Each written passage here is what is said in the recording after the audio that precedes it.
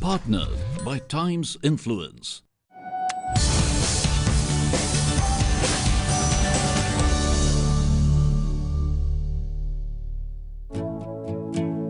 In today's complex financial world, there is a need to spread awareness on wealth creation among the investors of India in order to create a learned investing community.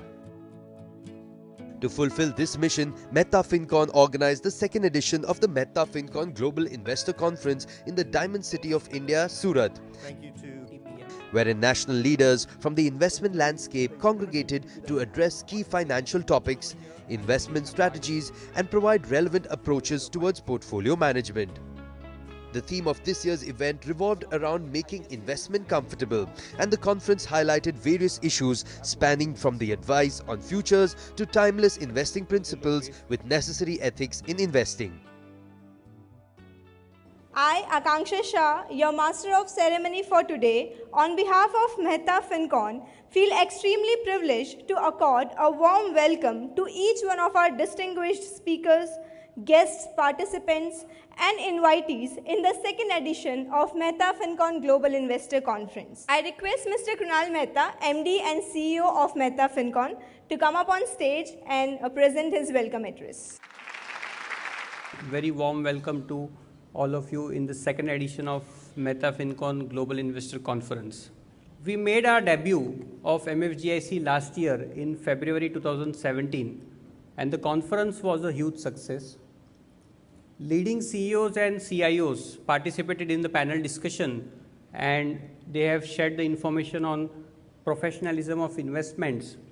And the same thing has inspired us and motivated us in a right direction to come up with the second edition of the conference with the theme Making Investment Comfortable in the very first week of 2018. First of all, I would like to thank all of you for coming out here, our privileged clients and NRI guests coming from US, South Africa and Canada and other distant countries. Our special guest today, Honorable Shri Suresh Prabhuji, who will be addressing us digitally with his video message. I also welcome all our investment fraternity friends who have come from distant parts of the city.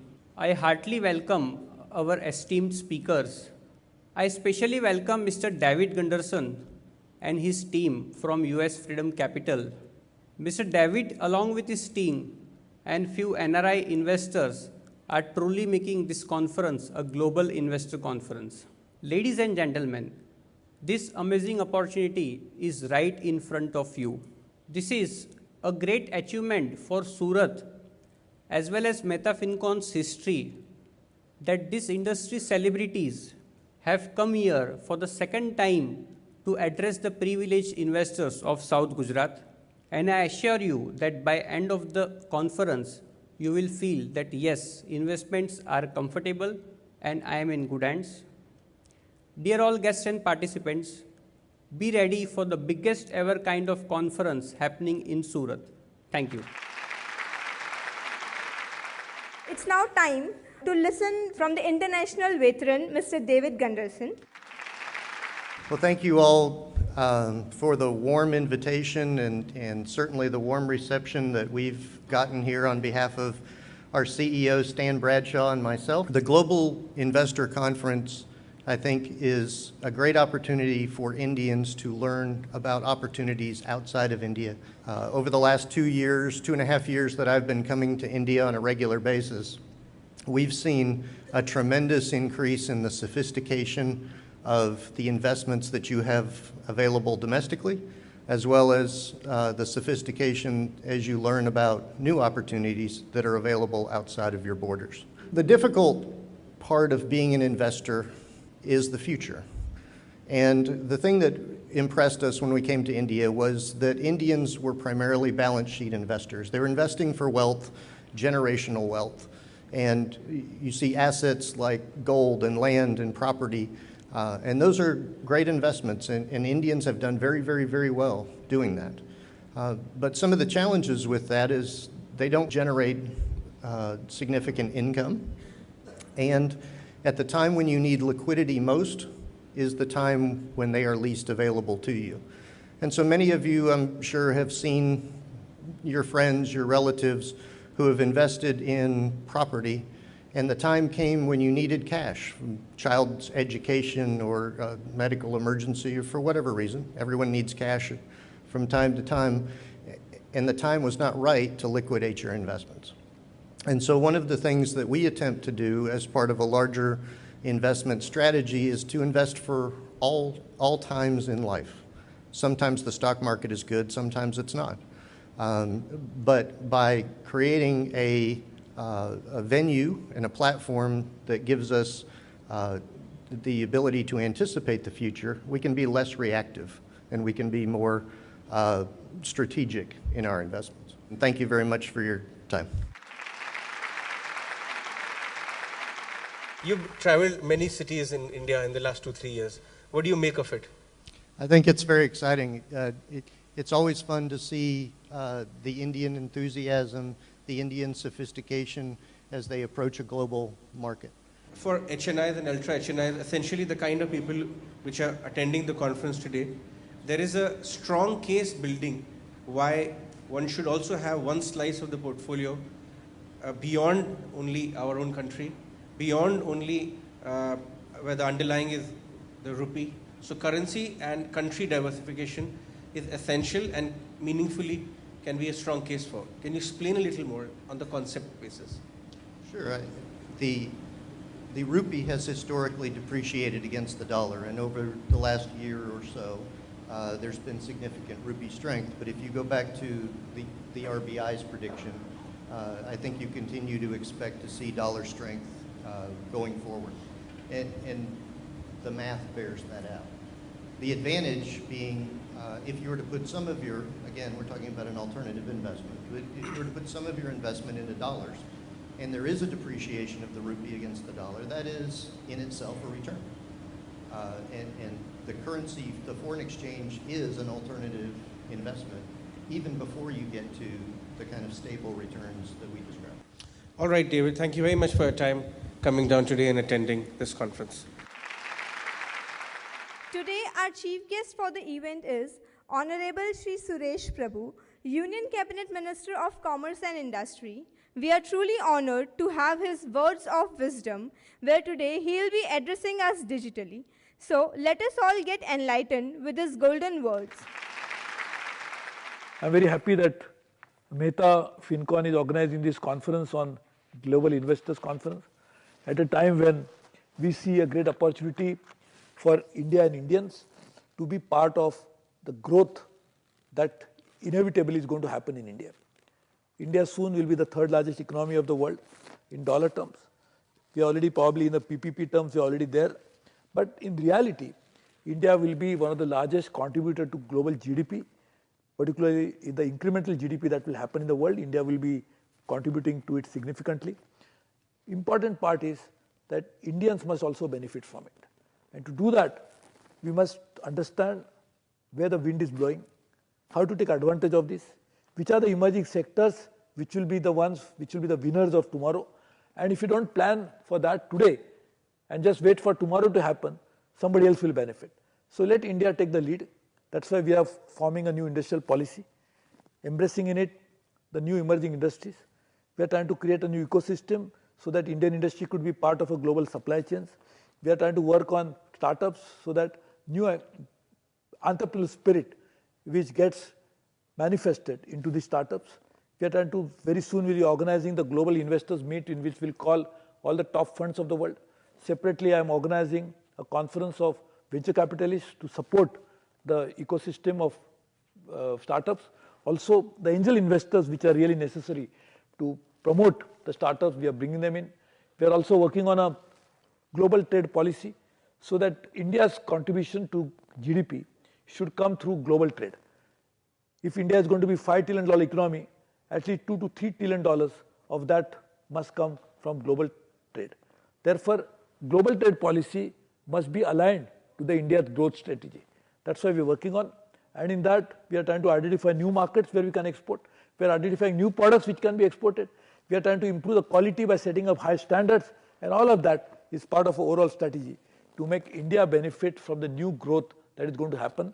And that can happen only when entrepreneurship in India benefits from it and they promote it. So let me offer you my best wishes. Congratulations to you.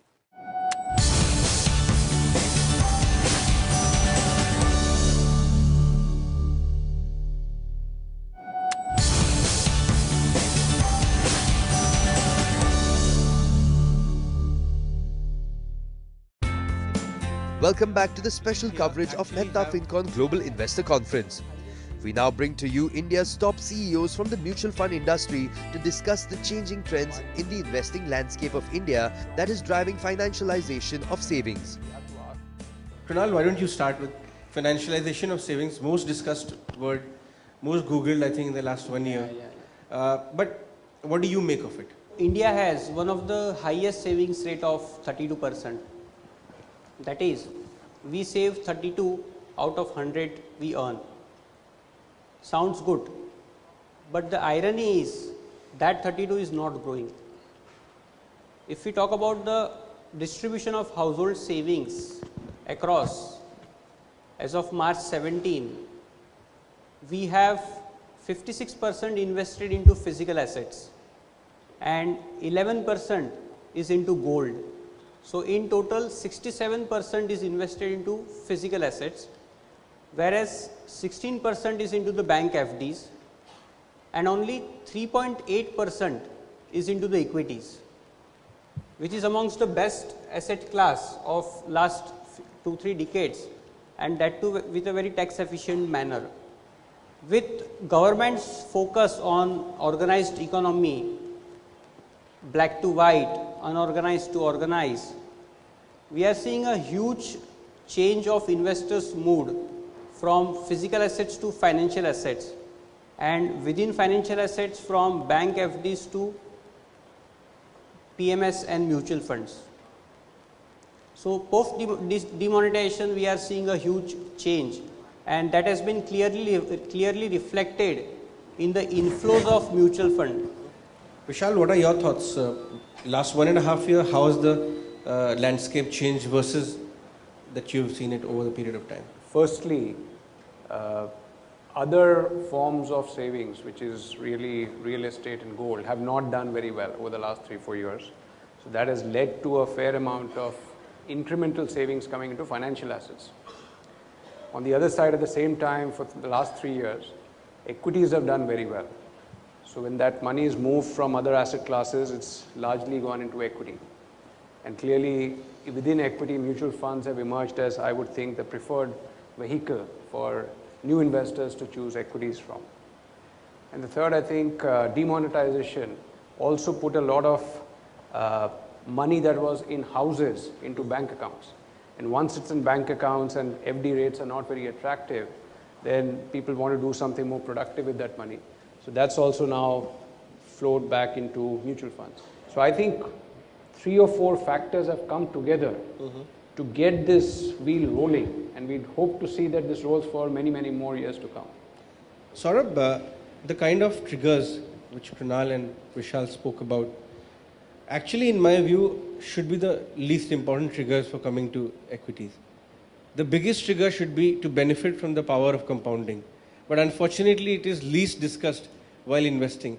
It is unfortunate that we are being pushed towards equities, then it should be the preferred because of the potential of power of compounding. So what are your inputs on how it is less understood, the benefit of compounding itself? Let me explain the principle of compounding in fundamentally 2 examples.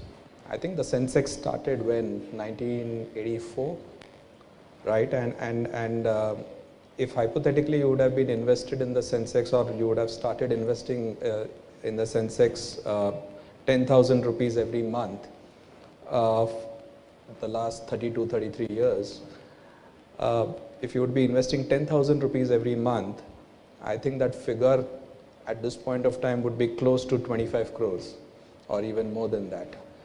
So what has happened is, one, you have kept on investing 10,000 rupees and there could be dividend payouts from companies, but if that dividend payout also gets reinvested, you are earning dividend on dividend.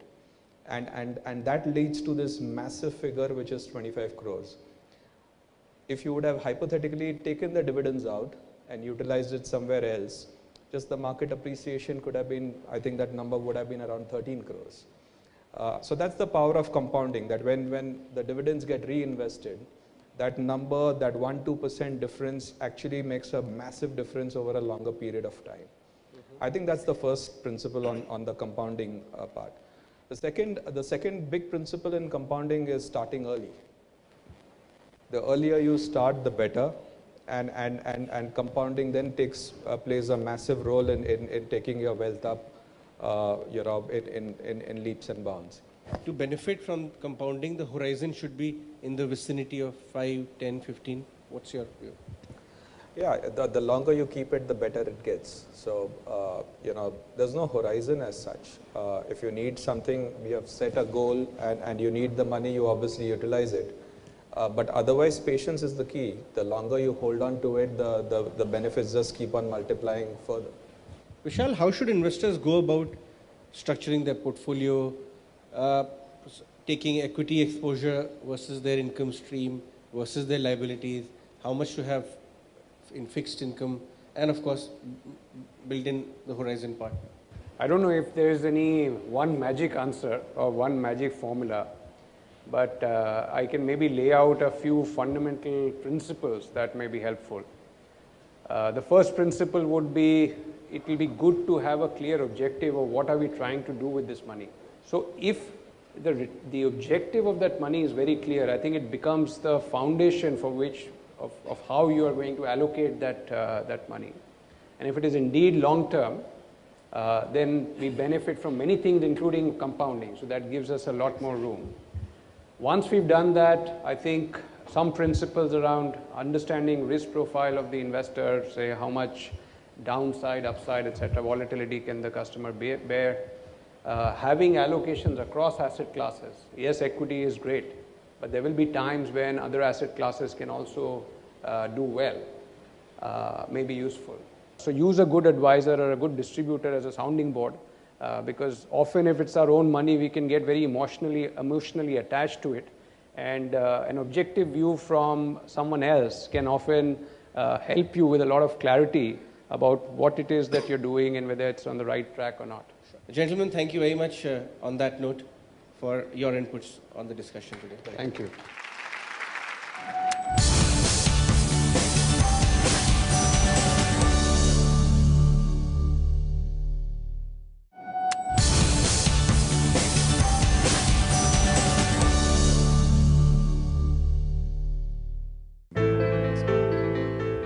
Welcome back to the special coverage of the Mehta Fincon Global Investor Conference. Now the masterminds of the finance industry will share their insights on investments, equity market outlook and analysis on mutual fund industry. So let's get to the exciting part of the discussion about markets and what kind of returns are your portfolios likely to generate over the next 1 year. The first question we'll start with discussing with Ravi and KK. What is the investment landscape looking right now with that kind of handsome returns under the belt already for the year gone by? Ravi, let's start with you. The last 3 years have been more of structural changes, and equity markets as such, are slaves to earnings, and the biggest thing to look forward to is the earnings growth.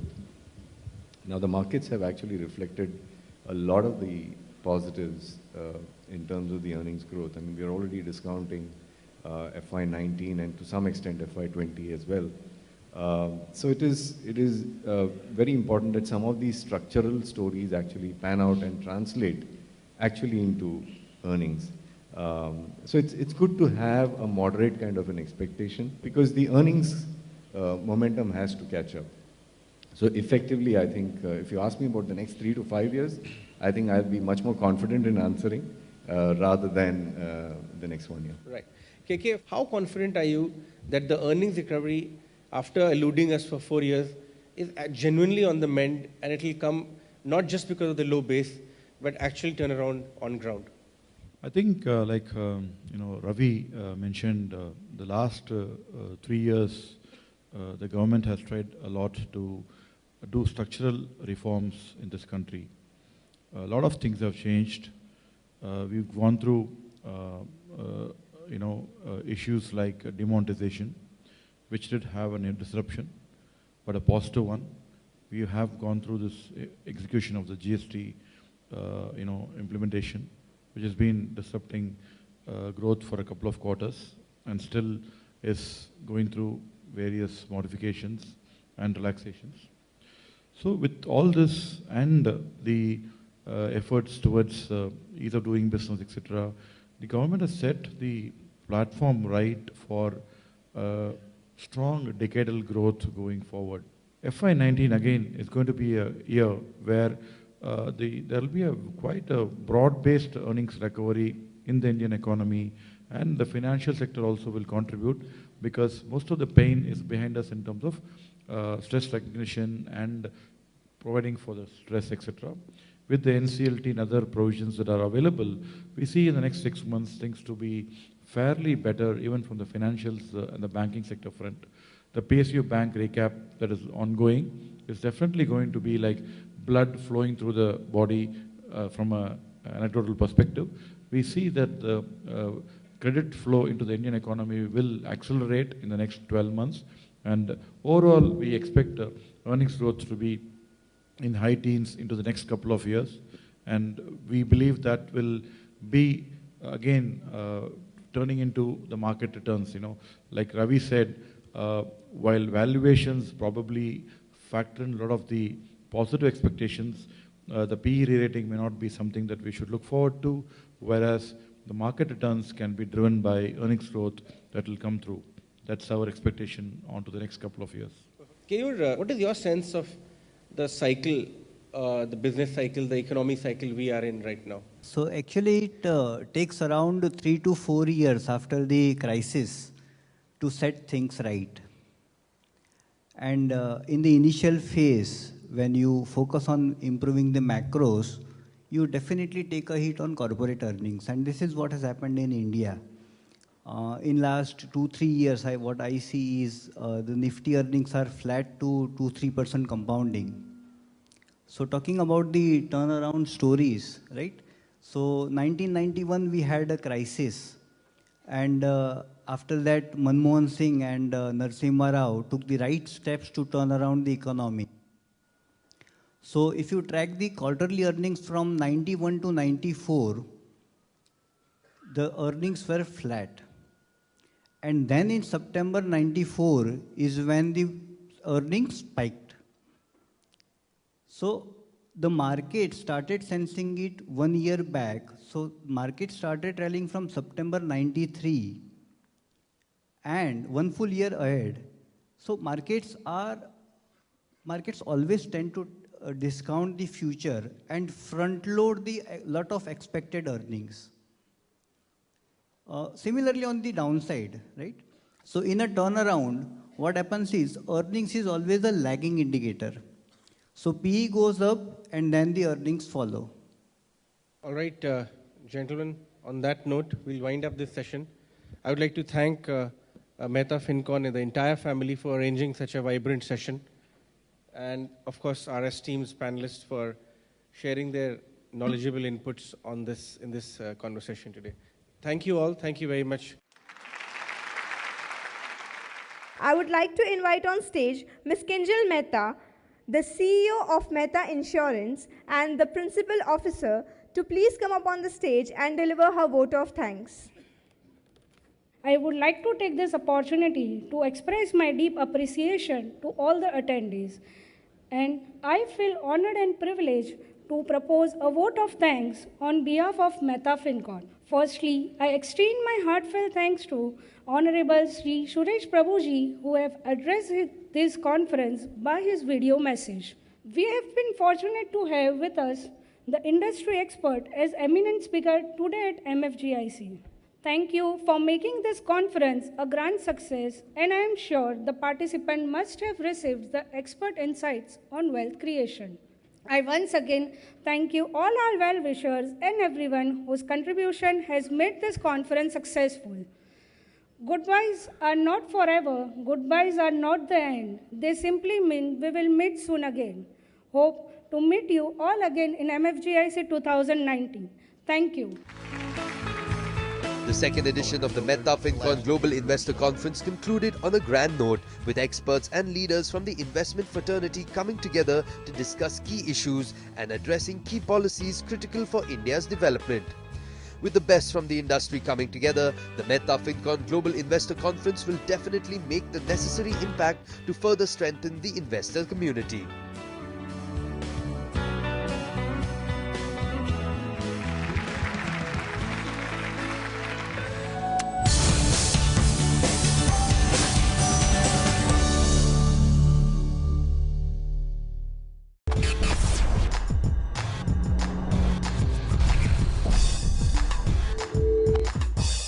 Partnered by Times Influence.